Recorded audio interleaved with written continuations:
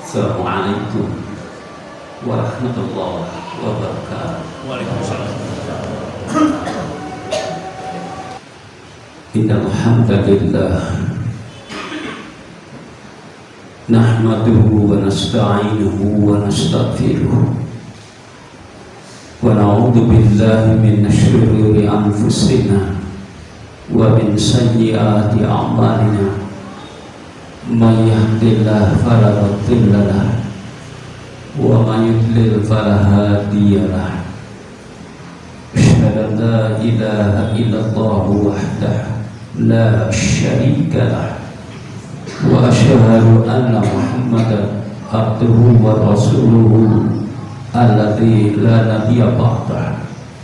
Allahumma shalli ala Muhammad wa ala ali Muhammad kama shallaita ala ali Ibrahim wa barik ala Muhammad wa ala ali Muhammad kama barakta ala ali Ibrahim fil alamin innaka Hamidum Majid. Amma ba'du, fa ya ibadallah, usikum wa iyaya bitaqwallah. Innallaha ma'al ladzina taqaw waladzina hum muhsinun. Qala Allah Ta'ala fil Qur'anil Karim, a'udzu billahi minasy syaithanir rajim. Ya ayyuhalladzina amanu taqullaha wa tanzur nafsum ma qaddamat lighad wa taqullaha innallaha khabirun bima ta'malun. Jemaah muslimin ikhwatul iman, undangan Allah yang dirahmati dan dimuliakan Allah. Saat ini kita berada pada Safar 1443 Hijriah. Sudah 1 bulan lebih Lembaran tahun 1442 Hijriah kita tinggalkan. Sekarang kita berada pada tahun ke-43 dari abad 15 Hijriah. Masih teringat dalam benak kita, masih terbayang dan terngiang dalam telinga kita betapa gegap gempitanya tatkala kita menyambut tibanya abad ke-15 Hijriah sebagai abad kebangkitan, sebagai abad kemenangan. Sudah 43 tahun kita jalani abad ke-15 Hijriah, dan kita mesti melakukan evaluasi tentang perjalanan waktu 43 tahun itu. Apa yang sudah kita raih, apa yang sudah kita capai, kebangkitan umat dalam bentuk apa yang menegaskan bahwa abad ini adalah abad kebangkitan Islam. Coba perhatikan Rasulullah SAW dalam tanggal 23 tahun Rasulullah SAW berhasil menegakkan agama Allah, mengangkat tauhid, menegakkan tauhid, memberantas segala bentuk kemusyrikan, lalu kemudian mengembangkan peradaban kehidupan umat manusia. Dan itu beliau lakukan dalam perjuangan dalam tempo 23 tahun. Kita sudah 43 tahun. Apa yang sudah kita capai dalam perjalanan waktu 43 tahun itu untuk menyebut abad ini sebagai abad kebangkitan umat Islam? Kalau mau kita menjadikan momentum ini 1 bulan lebih sebagai momen muhasabah, introspeksi diri, balitungan, saatnya bagi kita semua untuk merenung, memikirkan tentang apa yang mesti kita lakukan, apa yang bisa kita tangkap dari sejarah perjuangan Rasulullah SAW, dan apa yang bisa kita lakukan sebagai pelanjut dari perjuangan Rasulullah SAW. Sudah barang tentu kita hendak membandingkan bahwa kita adalah Rasulullah, tentu tidak. Bahkan tidak, para sahabat juga tidak. Kita adalah umat yang sekian tahun kemudian baru lahir setelah Rasulullah SAW dan para sahabat Khulafaur Rasyidin meninggalkan kita semua. Yang mesti kita pelajari adalah titik-titik apa, simpel-simpel apa yang Rasulullah SAW wariskan kepada kita.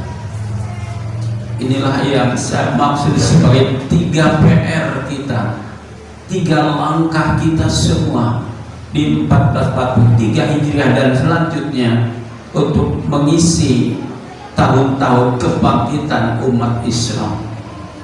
Perjuangan itu mesti dilakoni dengan seragam bersihan hati. Dan oleh karena itu, evaluasi yang pertama adalah evaluasi diri tentang perjalanan hidup yang telah kita lampaui. Wal tandur nafsu ma qaddamat ligat. Hendaklah setiap diri, hendaklah setiap jiwa melakukan perhitungan tentang apa-apa yang telah dilakoni untuk hari esok. Apa hari esok itu? Ialah kampung akhirat. Al-Quran menyebutnya kampung akhirat itu sebagai wal akhiratu khairu abqa, lebih baik dan abadi. Boleh jadi jangan-jangan dalam hal itu kita kurang sungguh-sungguh berorientasi, bekerja keras, berjuang, berjihad untuk meraih kampung akhirat yang wal akhiratu khairu abqa. Kita meyakini adanya kampung akhirat, tetapi kita kurang sungguh-sungguh untuk membekali diri, bekal mencapai kehidupan akhirat kelak. Kita akan tumpulkan dunia. Kita mungkin terlalu banyak cinta dunia, hubung dunia, lalu kemudian kita mungkin agak melupakan bekal untuk kehidupan akhirat, sehingga seolah-olah kita itu hanya akan mengakhiri perjalanan hidup di dunia ini. Itu sudah salah. Perjalanan hidup kita akan berakhir pada kampung akhirat nanti. Dunia ini adalah bagian dari perjalanan kita menuju kampung akhirat. Wal akhiratu khairu abqa. Sudah alhamdulillah, sudah penting kita akan meyakini kehidupan akhirat. Kita berjuang sungguh-sungguh untuk kehidupan akhirat. Sudah mending, sudah alhamdulillah ada orientasi keakhiratan, sehingga segala langkah kita, amal perbuatan kita upayakan ada bekal untuk kehidupan akhirat nanti. Bayangkan kalau sampai kita meragukan adanya kehidupan akhirat, ini fakta luar biasa. Kalau sampai kita tidak meyakini adanya kampung akhirat, ini adalah pemikiran atau keyakinan yang melampaui batas. Oleh sebab itu, yang pertama kita lakoni adalah kembali kepada kehidupan akhirat. Orientasi keakhiratannya harus diperkuat, diperkokoh sebagai bagian dari ikhtiar kita kebangkitan kaum muslimin.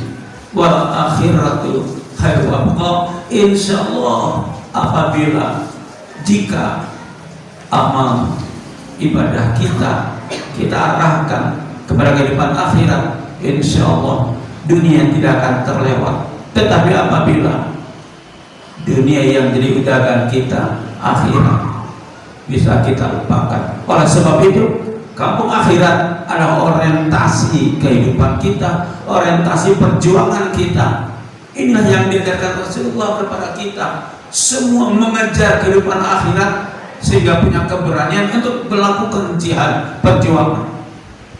Mudah-mudahan inilah awal langkah kita membangun kebangkitan kaum muslimin. Yang kedua,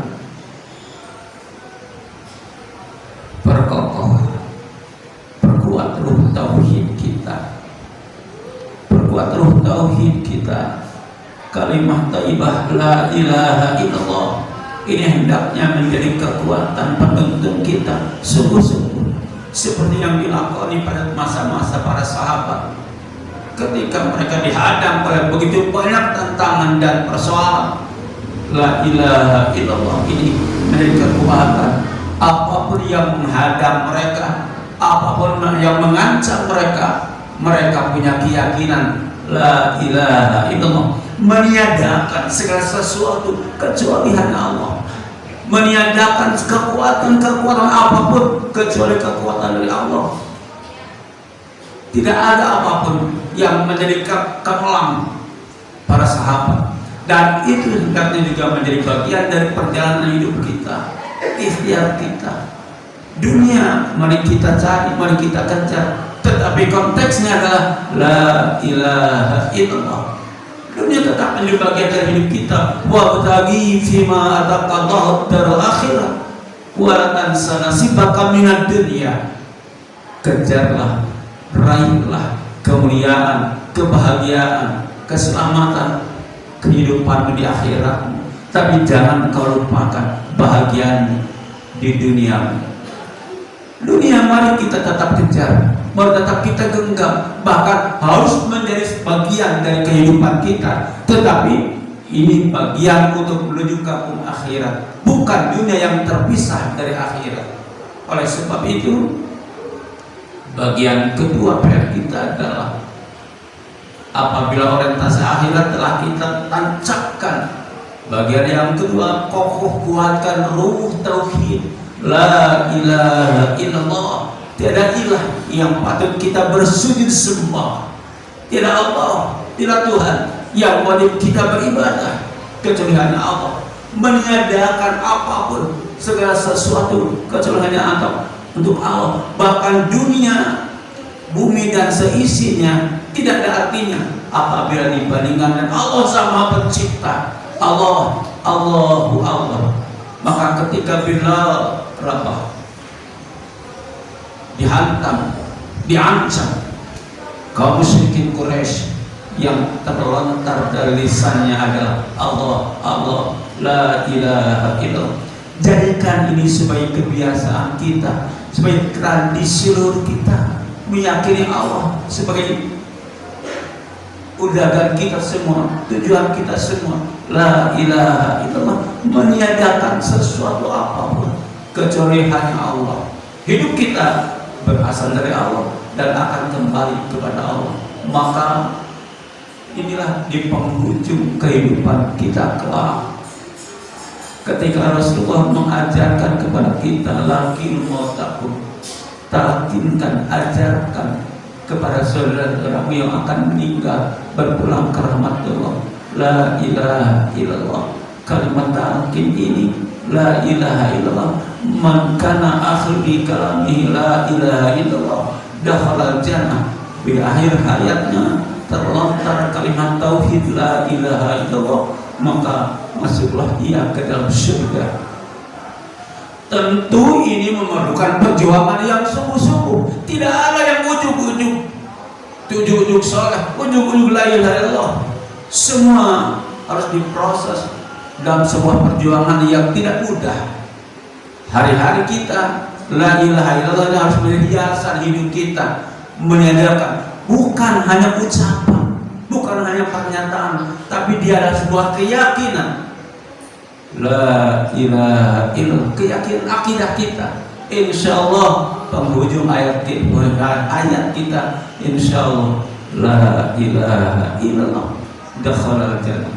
Barang siapa yang akhir hayatnya, inilah yang disebut sebagai husnul khotimah. Husnul khotimah itu tuntung kehidupan kita adalah mengucapkan, mengikrarkan keyakinan kita la ilaha illallah. Semoga Bapak dan Saudara jamaah al-hajir semuanya masuk sini. Penghujung hayatnya adalah husnul khatimah, yaitu ketika kita kembali ke pangkuan Allah Subhanahu wa Ta'ala dengan keyakinan tiada ilah yang patut kita ibadah, bersujud sembah kecuali hanya Allah. Ini adalah pola hidup kita. dalam profesi apapun, dalam kegiatan apapun. Inilah sesungguhnya ujung puncak dari kehidupan keyakinan keagamaan kita, meniadakan sesuatu apapun kecuali hanya untuk Allah. Barakallahu fiikum.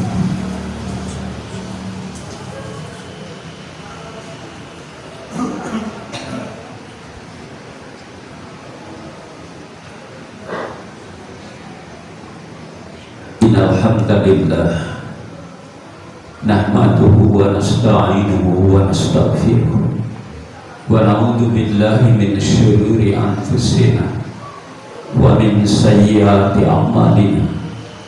May yahdihillahu fala mudilla lahu wa may yudlil fala hadiya lahu. Asyhadu an la ilaha illallah wahdahu la syarika lahu wa asyhadu anna Muhammadan abduhu wa rasuluh alladzi la nabiyya ba'dahu. Wa nusalli wa nusallimu ala rasulillah wa ala alihi wa sahbihi wa mawala. Ayuhan nas ittaqullah, innallaha yuhibbul muttaqin. Jamaah muslimin ikhwatul iman, undangan Allah yang dirahmati Allah, yang dimuliakan Allah. Esok lusa insyaallah dengan izin Allah kita akan masih menapaki sisa-sisa perjalanan hidup kita. Tidak ada yang tahu di antara kita kapan ini akan berakhir. Esok boleh jadi, seminggu ke depan, mungkin bulan tahun depan, semuanya atas kehendak Allah Subhanahu wa Ta'ala.